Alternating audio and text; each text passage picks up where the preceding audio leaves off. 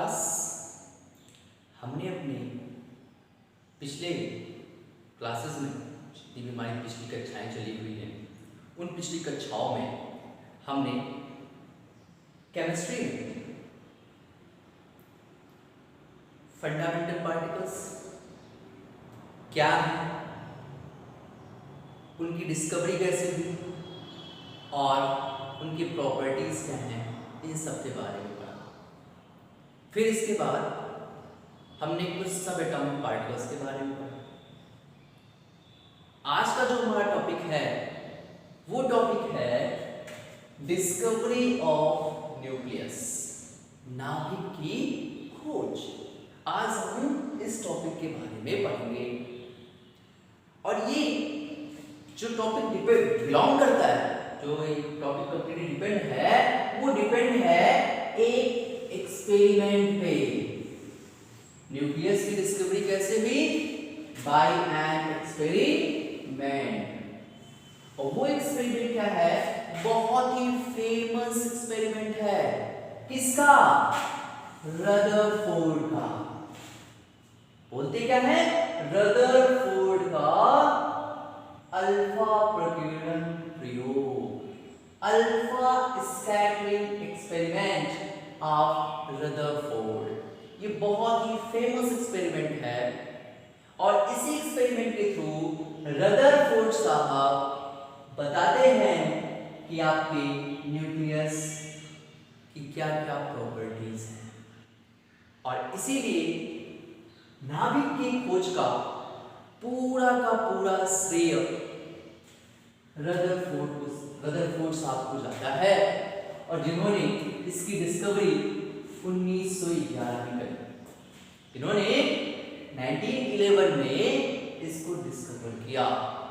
इन्हें खोजकर्ता माना जाता है क्योंकि इन्होंने ही इसके बारे में सारी प्रॉपर्टीज बताई।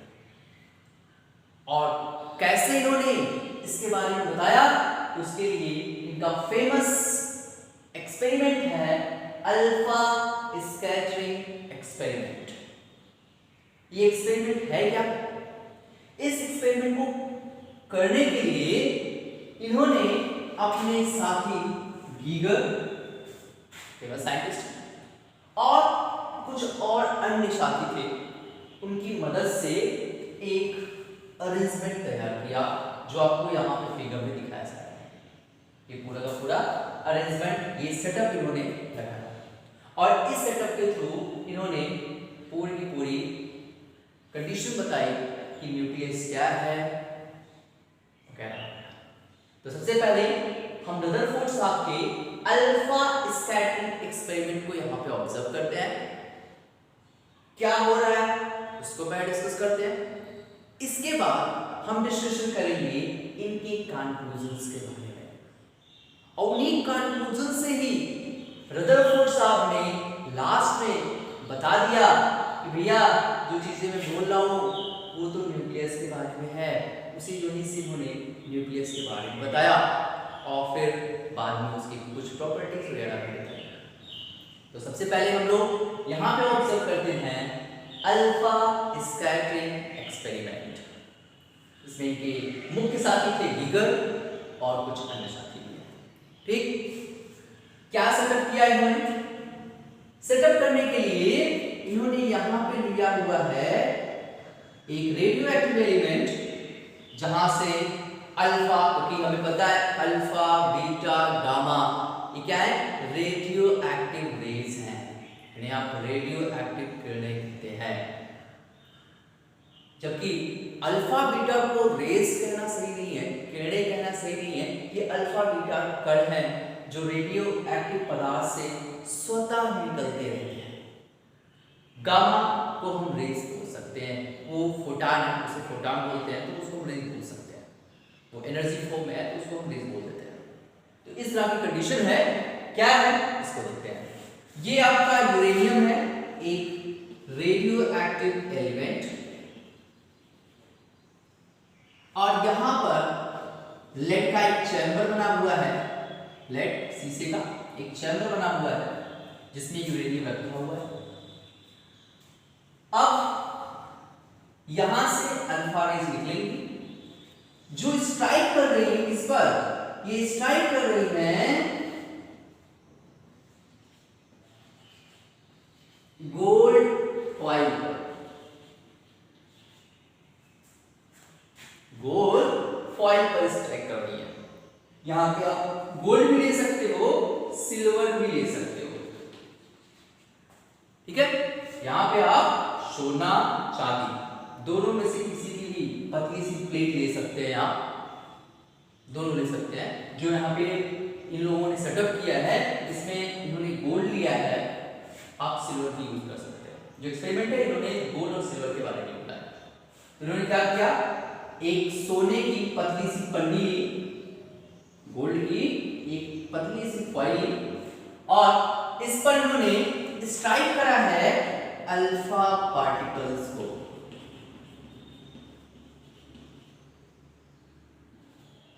या पार्टिकल्स ना कर करके यहां पे हम किरणें कहें तो ज्यादा ठीक रहेगा।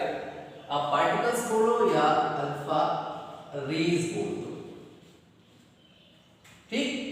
इसको इन्होंने इस पर बमबार्ड करा, इस पर इन्होंने अल्फा कणों की बमबारी कराई, ठीक है। किस पर, गोल्ड की फॉइल पर, सोने की पतली पन्नी पर। और यहां पर एक ये जो है ये आपका प्रतिदीप्त पदार्थ है, जिसे आप फ्लोरिसेंट मटेरियल बोलते हैं, ये आपका प्रतिदीप्त पदार्थ है जो यहाँ पे लगा हुआ है, जो क्या करेगा, जब किरणें यहाँ पे स्ट्राइक करेंगी, इससे टकराएंगी, क्या उत्पन्न करेगा, प्रतिदीप्त उत्पन्न करेगा, चमक उत्पन्न करेगा। तो क्या है, एक प्रतिदीप्त पदार्थ है जिसका काम क्या है भैया, चमक उत्पन्न करना। एक फ्लोरिसेंट मटेरियल है जो क्या करेगा, चमक उत्पन्न करेगा, इसका काम है चमक उत्पन्न करना इस मटेरियल का। यहां पे लगाया गया है। यहां पे लेड इसलिए यूज किया गया है जिससे जो अल्फा किरणें अन्य दिशाओं में निकले उसको ये क्या करे, अवशोषित कर ले, एब्सॉर्ब कर ले, ये आपका लेड। और इससे केवल और केवल वही अल्फा किरणें जाके इस पे स्ट्राइक करे जो एकदम एक सीध में हो, जो इस ब्लॉक इस रीजन से बाहर निकल सके, और इससे जाकर के एक सीध में जाकर के आपके सोने की पतली पन्नी पर स्ट्राइक करती है। स्ट्राइक करने के बाद यहां से दिखाई पड़ता है कि कुछ अल्फा रेज तो सीधी चली जाती हैं और जाकर के स्ट्राइक करती हैं इस फ्लोरेसेंट मटेरियल पर, इस प्रतिदीप्त पदार्थ पर, और जब इस पे स्ट्राइक करती हैं तो यहाँ पे क्या उत्पन्न करेगी, चमक उत्पन्न करेगी। और वहीं पे देखा जाता है कुछ अल्फा किरणें यहाँ से क्या हो रही हैं, डेविएट हो रही हैं, अपने पाथ से डेविएट हो जाती हैं। ऐसा भी दिखाई पड़ता है, जो आप यहाँ पे फिगर में देख सकते हैं। यहाँ से अल्फा पार्टिकल्स हैं तो कुछ तो जाकर सीधा स्ट्राइक हो रही हैं, कुछ क्या हो रही हैं, डेविएट हो रही हैं।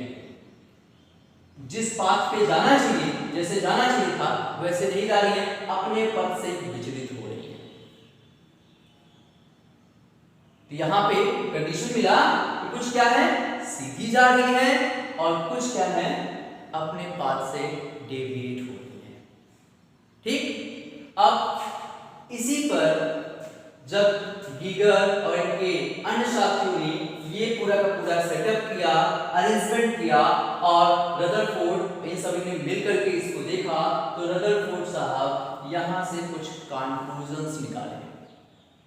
अब हम आगे उनके कंक्लूजन्स को देखेंगे। एक बार फिर से एक्सपेरिमेंट को देख लीजिए। एक्सपेरिमेंट क्या किया गया है कि यहाँ पे यूरेनियम सब्सटेंस रखा गया है, रेडियोएक्टिव एलिमेंट है, ये रखा गया है, जिसको एक लेड चैम्बर में रखे हैं, एक लेड के ब्लॉक में रखे हैं। क्यों, जिससे जो अल्फा किरणें हो, जो अन्य दिशाओं में निकलने वाली अल्फा किरणें हो, वो क्या हो, अवशोषित हो जाए और जाकर के हमारे टारगेट पर एक सीधी रेखा में स्ट्राइक करें। यहाँ पे सोने की पतली सी पन्नी रखी गई है, जिस पर आपकी अल्फा किरणें आकर के स्ट्राइक कर रही हैं, या अल्फा कण आकर के स्ट्राइक कर रहे हैं।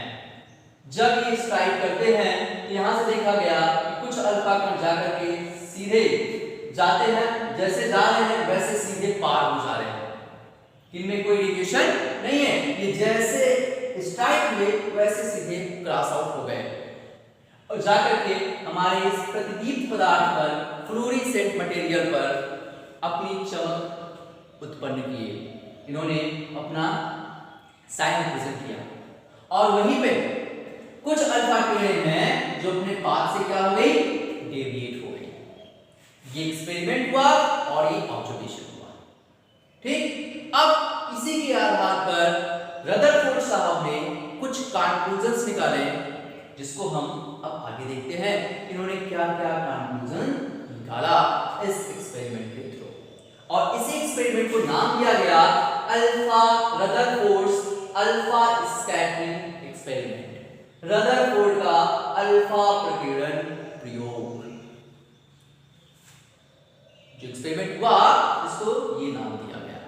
अब क्या कंक्लूजन इन्होंने निकाला इसको देखते हैं। ठीक है, तो कंक्लूजन्स क्या है?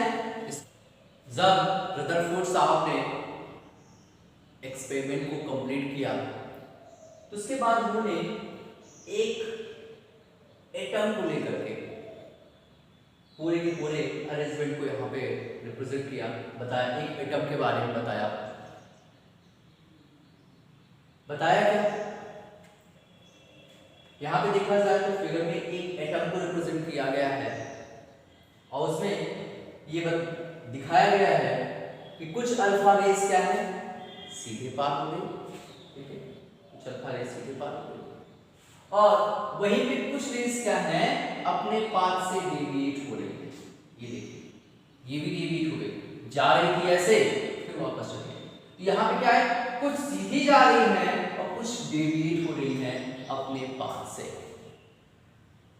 अब इसी पे रदरफोर्ड साहब ने कुछ कंक्लूजन्स बताए, कुछ निष्कर्ष बताए। क्या निष्कर्ष बताया उसको देखिएगा।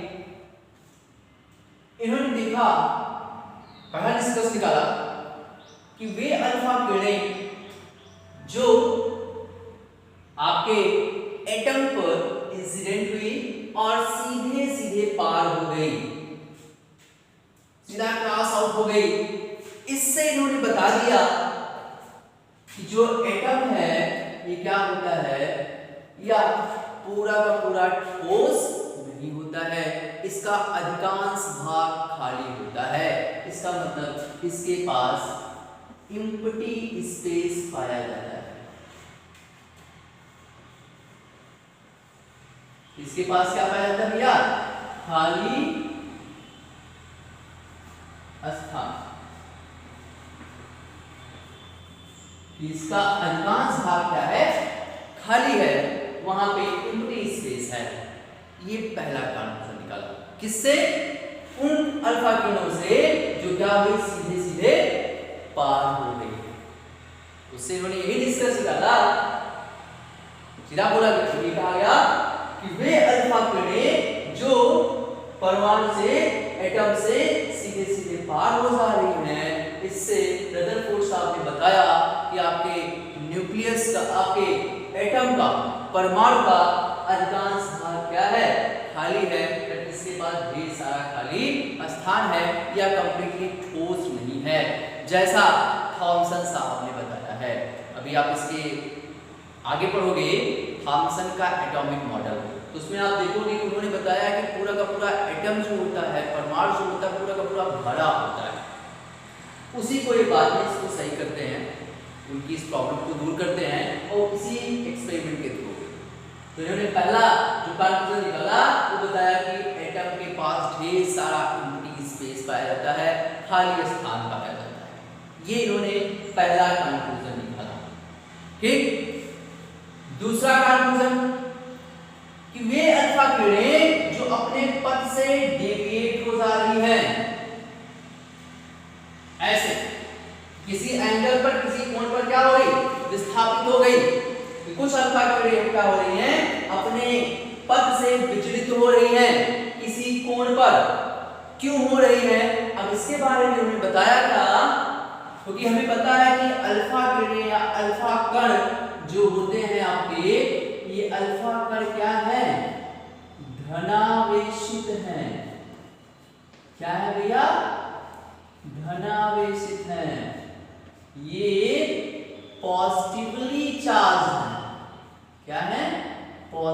पॉजिटिवली चार्ज है, धनावेशित है, और ये अपने पाथ से डेविएट हो रही है, दूर हट रही है। इसका मतलब है कि इस स्पेसिफिक रीजन में इनके जैसे चार्ज वाला कोई सब्सटेंस प्रेजेंट है। ये इन्होंने यहां से निकाला। जो अल्फा किरणें अपने पथ से किसी कोण पर विचलित हो रही हैं, इससे इन्होंने निकाला कि आपके परमाणु का वह भाग क्या है, धनावेशित है, पॉजिटिवली चार्ज है। वह जो भाग है वो क्या है, धनावेशित है, पॉजिटिवली चार्ज है। ये इन्होंने बता दिया। ये जो भाग है ये पॉजिटिवली चार्ज है, क्योंकि भाई हमें पता है सेम चार्जेस के बीच ही रिपल्सन होता है, सही है ना। ये सेम चार्जेस हैं तभी एक दूसरे को क्या करेंगे, रिपल करेंगे, अदरवाइज रिपल्सन के चांसेस नहीं है। तो वही तो हो रहा है, ये डेविएट हो रही है, अपने पास से विचलित हो रही है। इसका मतलब है कि जो चार्ज अल्फा रेस पर है वही चार्ज इस रेजिन में पाए जाने वाले सब्सटेंस पर भी है, उस पार्टिकल पर भी है। ये चीज इन्होंने दूसरा कंक्लूजन निकाला। ये जो सेंटर वाला पोर्शन है, ये सेंटर पोर्शन है, ये सेंटर पोर्शन क्या है भैया, पॉजिटिवली चार्ज, धनावेशित है। जो केंद्र भाग है वो क्या है, धनावेशित है, पॉजिटिवली चार्ज है। और तीसरा कंक्लूजन देखिएगा, देखा गया कि कुछ अल्फा किरणें जाकर के टकरा रही हैं और टकरा के सीधे वापस आ जा रही हैं। यहां पे टकराई और टकराने के बाद पार नहीं हो रही है, ना तो डेविएट हो रही है, ये सीधे टकरा रही है और वापस लौट आ रही है। यहां भी देखा गया कि कुछ अल्फा किरणें गई, टकराई और टकरा करके वापस लौट आई। इससे इन्होंने कंक्लूजन निकाला कि आपके एटम का जो सेंटर पोर्शन है, एटम का सेंटर पोर्शन, केंद्र भाग,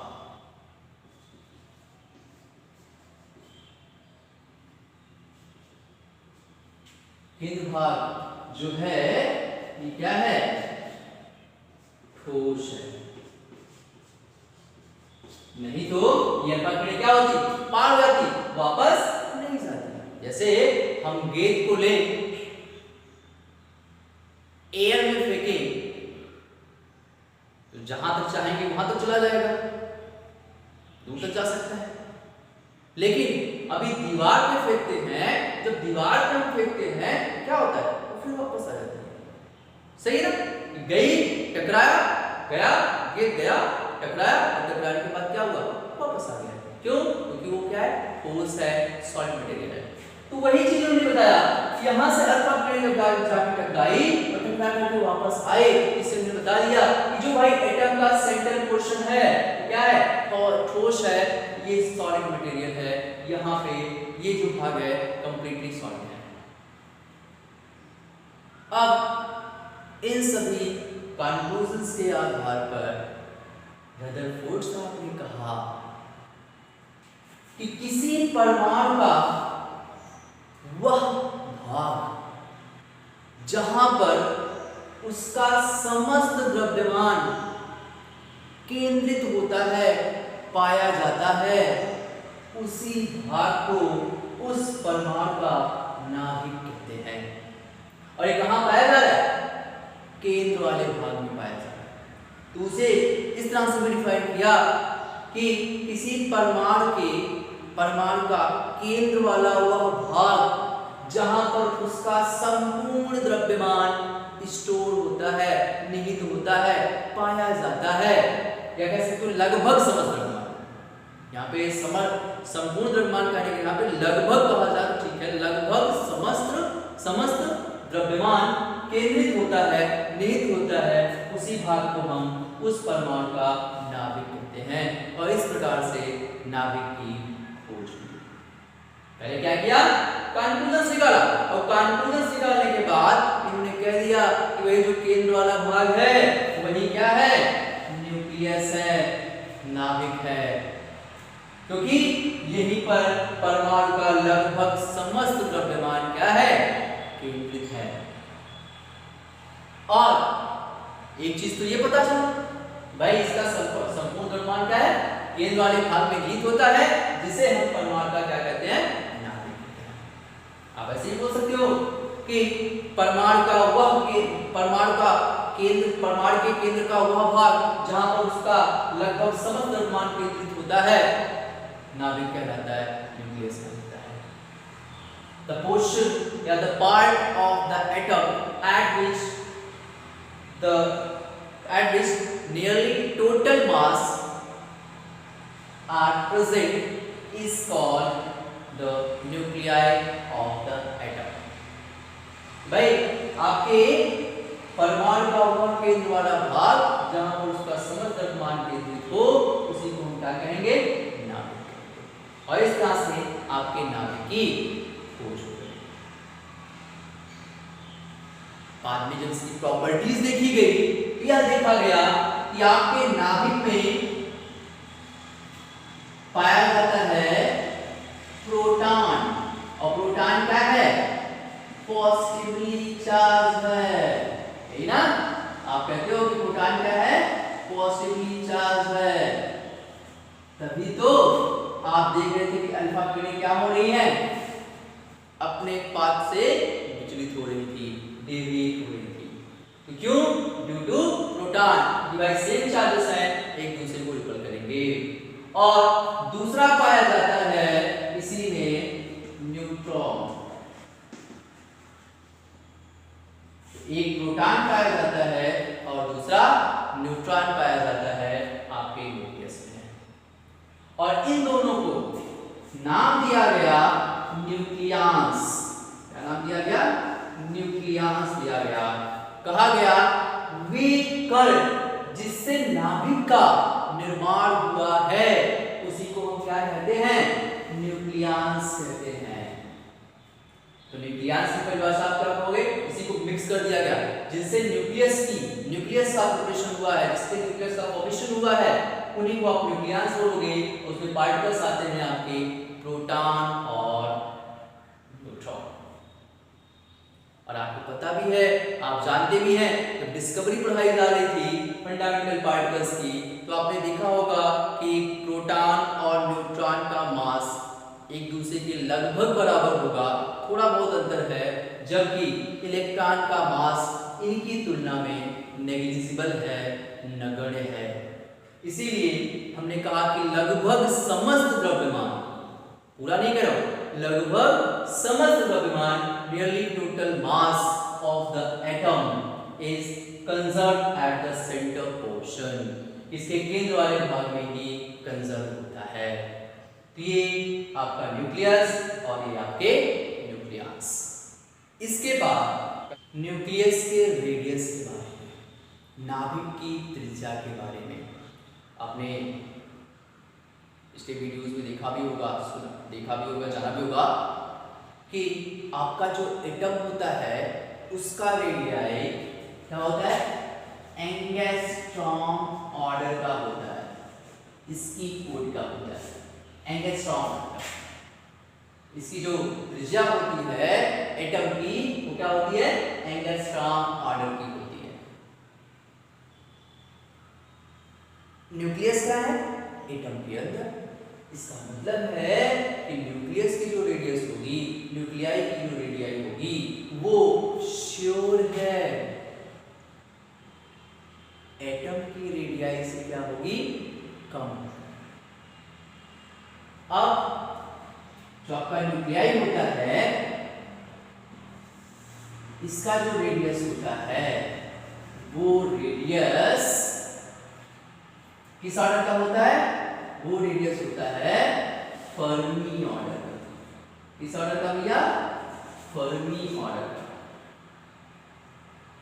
एक एंगस्ट्रॉम कितने के बराबर होता है भैया, कितने के बराबर? हाँ, 10 की घात माइनस 10 मीटर के। और फर्मी क्या होता है? एक फर्मी बराबर होता है 10 की घात माइनस 15 मीटर के। ये फर्मी ऑर्डर का होता है आपका रेडियस। इसको हम लोग इस तरह से कैलकुलेट कर सकते हैं। क्या कहा गया कि जो आपका न्यूक्लियस है, जो आपका नाभिक है, इस नाभिक की त्रिज्या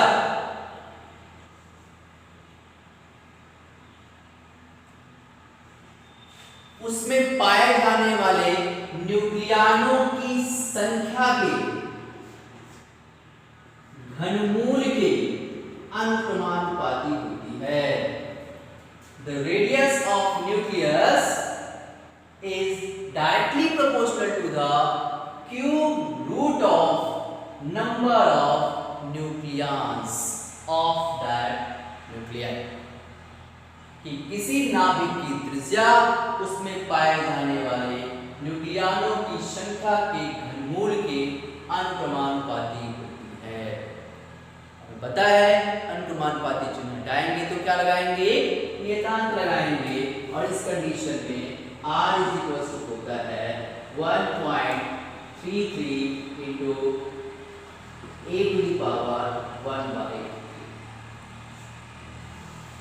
इस सूत्र की सहायता से, इस फार्मूले की सहायता से आप किसी भी परमाणु के नाभिक की त्रिज्या को निकाल सकते हैं। ठीक, इससे आप क्या करोगे? किसी भी नाभिक की, किसी भी परमाणु के नाभिक की त्रिज्या को कैलकुलेट करोगे। ओके, अभी मैंने कहा इसे क्या बोले? Number of nucleus. Number of क्या बोले? न्यूक्लियस। ध्यान रखिएगा, इसी नंबर ऑफ न्यूक्लियस को हम क्या बोलते हैं? हम बोलते हैं मास नंबर। क्या बोलते हैं? मास नंबर बोलते हैं, जिसको रिप्रेजेंट करते हैं बाय सिंबल कैपिटल A।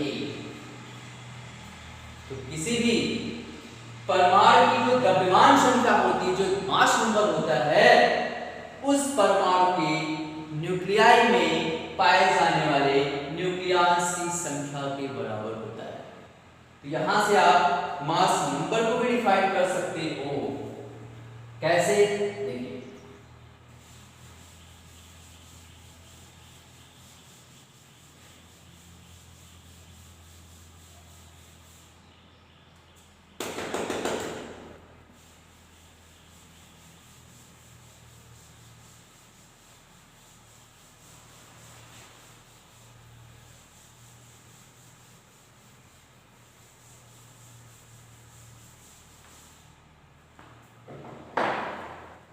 देखिए, देखिएगा, मास नंबर को हम डिफाइन करें तो mass number is equals to, इसे आप क्या कहते हो? द्रव्यमान संख्या। द्रव्यमान संख्या ये होता है equal to number of nucleus. बोलेंगे नंबर ऑफ न्यूक्लियस बराबर क्या बोलोगे? न्यूक्लियनों की संख्या। क्या बोलेंगे आप? न्यूक्लियनों की संख्या बोलेंगे। अब न्यूक्लियस है क्या? अभी आपने बताया जिससे नाभिक का निर्माण हुआ है वो कण, उन्हीं की संख्या। किससे हुआ भैया? न्यूट्रॉन और प्रोटॉन से। इसका मतलब हुआ कि number of proton plus number of neutron. इसका मतलब हुआ कि किसी परमाणु में पाए जाने वाले प्रोटॉनों तथा न्यूट्रॉनों की संख्या के योग को ही क्या कहते हैं? द्रव्यमान संख्या कहते हैं, जिसे हम रिप्रेजेंट करते हैं कैपिटल A से। The number of protons and the sum of number of proton and the number of neutrons which are present in an atom is called its mass number, which is denoted by capital A. इसको denote करते हैं किससे भैया? Capital A से। ठीक, तो A is equals to हम लिख सकते हैं क्या? ये लिख दीजिए, A is equals to number of proton plus number of neutron. ठीक है, एक और चीज आप लोगों ने पढ़ा होगा जिसे आप क्या कहते हो? परमाणु क्रमांक। क्या कहते हो भैया? परमाणु क्रमांक। इसे बोलते हो क्या? Atomic number. ये क्या होता है? एटॉमिक नंबर क्या होता है भैया?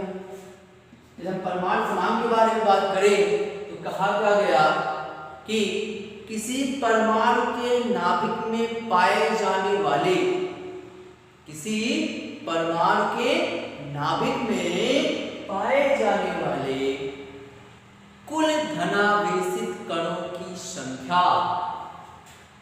धनावेशित कण कौन से थे भैया?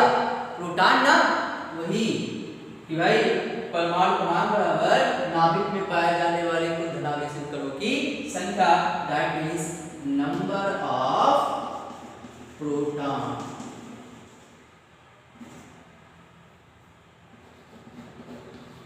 प्रोटॉनों की संख्या कि किसी परमाणु में पाए जाने वाले प्रोटॉन, किसी परमाणु के नाभिक में पाए जाने वाले प्रोटॉनों की संख्या को ही उस परमाणु का परमाणु क्रमांक कहते हैं। The number of protons which are present in the nucleus of an atom is called its atomic number, which is denoted by the symbol capital Z.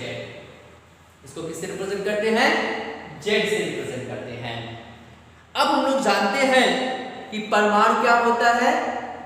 उदासीन होता है। आप बोलते हैं ना एटम क्या होता है? न्यूट्रलाइज्ड होता है, न्यूट्रल होता है। ये न्यूट्रल है, इसका मतलब है जितने उसमें प्रोटॉन पाए जाते होंगे उतने उसमें नेगेटिव चार्ज पार्टिकल्स पाए जाते होंगे, क्योंकि जितने पॉजिटिव चार्ज पार्टिकल्स होंगे उतने नेगेटिव चार्ज पार्टिकल्स होंगे, तभी तो क्या होगा? न्यूट्रल होगा। हमें पता है न्यूट्रॉन क्या है? न्यूट्रॉन तो न्यूट्रल होता है, उसमें कोई चार्ज नहीं होता है। हमें इस कंडीशन में केवल बचता कौन है? एक इकलौता इलेक्ट्रॉन। हमें पता है कि इलेक्ट्रॉन पे क्या होता है? नेगेटिव चार्ज पाया जाता है।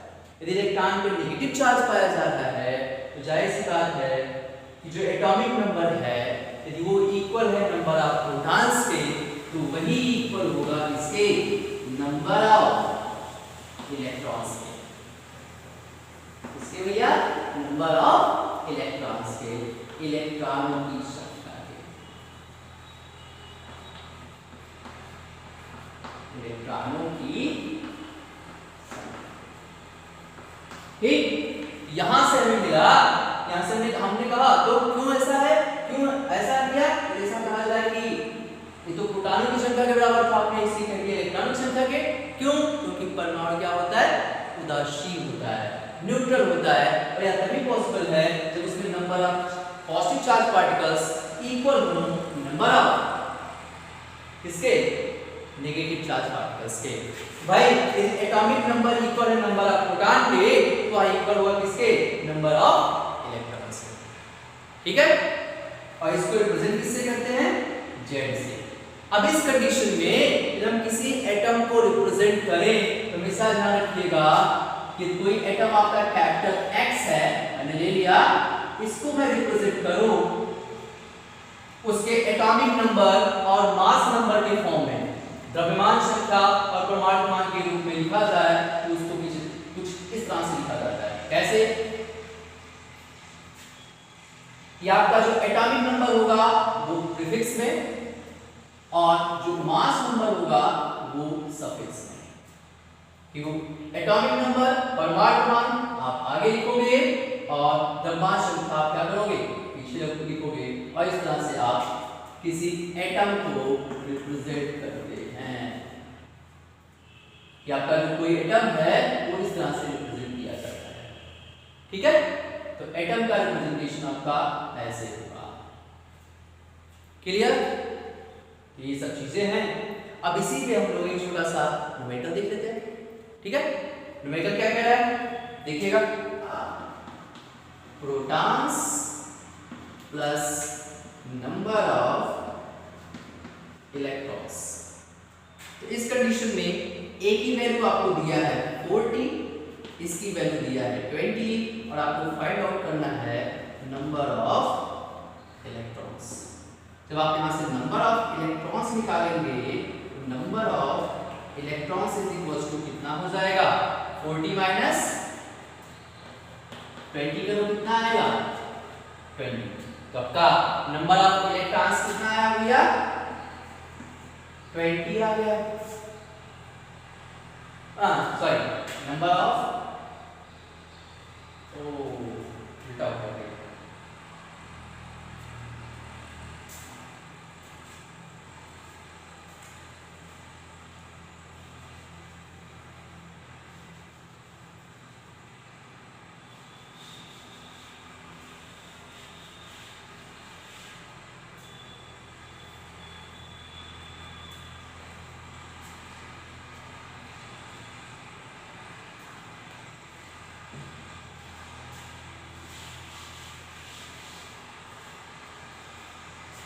ध्यान दीजिएगा, क्वेश्चन कह रहा है कि आपका एटॉमिक नंबर कितना है कैपिटल और इसकी वैल्यू कितनी है 40। तो भाई कैपिटल जो आपका एटॉमिक नंबर, सॉरी क्वेश्चन में दिया हुआ है कि आपका मास नंबर कितना है भैया 40 के, और जो जानते हैं mass number is equal to number of protons plus number of neutrons. ठीक, ये तो पढ़ा भाई। न्यूक्लियनों की संख्या को हम क्या बोलते हैं, द्रव्यमान संख्या बोलते हैं। तो न्यूक्लियस कौन कौन से हैं, प्रोटॉन्स और न्यूट्रॉन्स। तो भाई प्रोटॉन की संख्या दिया है कितना 20, ये कितना दिया 40, रखो वैल्यूज। ये हो जाएगा 40 is equals to 20 plus number of neutrons. ठीक है, यहां से आप जब नंबर ऑफ न्यूट्रॉन्स निकालोगे, नंबर ऑफ न्यूट्रॉन्स मतलब न्यूट्रॉनों की संख्या, जब आप न्यूट्रॉन्स निकालोगे यहां से कितना हो जाएगा 40 माइनस 20 जो आएगा कितने के बराबर 20 के बराबर। इसका मतलब जो आपका पहला आंसर है नंबर ऑफ न्यूट्रॉन्स वो कितना आएगा 20। दूसरी चीज आपने पढ़ा है अभी atomic number Z is equals to number of protons is equals to number of electrons. अब आपको कुछ दिया हुआ है, नंबर ऑफ प्रोटॉन्स दिया हुआ है, नंबर ऑफ प्रोटॉन्स दिया हुआ है, इसका मतलब क्या हुआ atomic number Z is equals to कितना 20 के, it is equals to number of electrons. अब इस कंडीशन में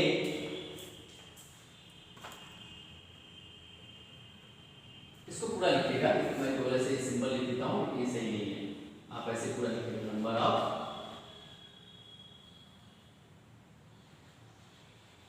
इलेक्ट्रॉन्स। यहां से देखिए आपका जो बचा हुआ है क्वेश्चन उसका सॉल्यूशन मिल गया।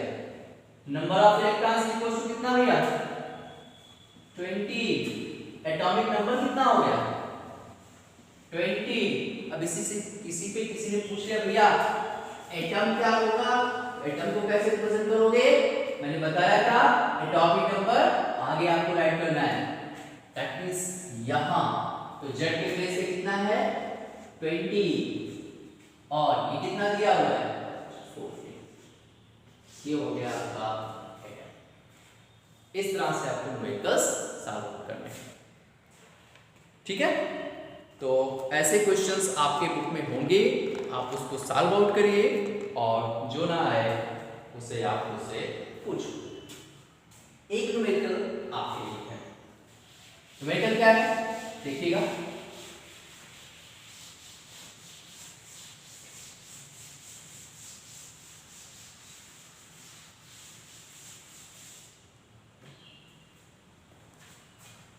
एक एटम है आपका X, इसका एटॉमिक नंबर दिया हुआ है 15 और इसका मास नंबर दिया हुआ है 32। ठीक है, 32 नहीं 31, ठीक है। अब आपको बताने क्या है, क्या क्या चीज बतानी है। Number of protons, number of neutrons और तीसरा आपको बताना है नंबर ऑफ इलेक्ट्रॉन्स। ये तीन चीजें आपको सॉल्व आउट करनी है, ठीक है। ये आपका पहला क्वेश्चन। दूसरा क्वेश्चन यह है कि कोई आपका एटम है और इस एटम में नंबर ऑफ प्रोटॉन्स 10 हो, नंबर ऑफ न्यूट्रॉन्स अभी आपके 10 हो, तो इस कंडीशन में उसका मास नंबर कितना होगा, एटॉमिक नंबर कितना होगा और नंबर ऑफ न्यूट्रॉन्स कितने होंगे, ये आपको फाइंड आउट करना है। तो आपके पास जो क्वेश्चन है इन दोनों को सॉल्व करिए और सॉल्व करने के बाद कमेंट में आप इसका आंसर दीजिए। और इस टाइप के जो भी क्वेश्चंस आपके ग्रुप में हो उसको सॉल्व करिए, जो ना आए उसे आप पूछिए। अब आगे की चीजें जो बची हैं उसको हम आने वाले अगली क्लास में पढ़ेंगे। Okay, thank you.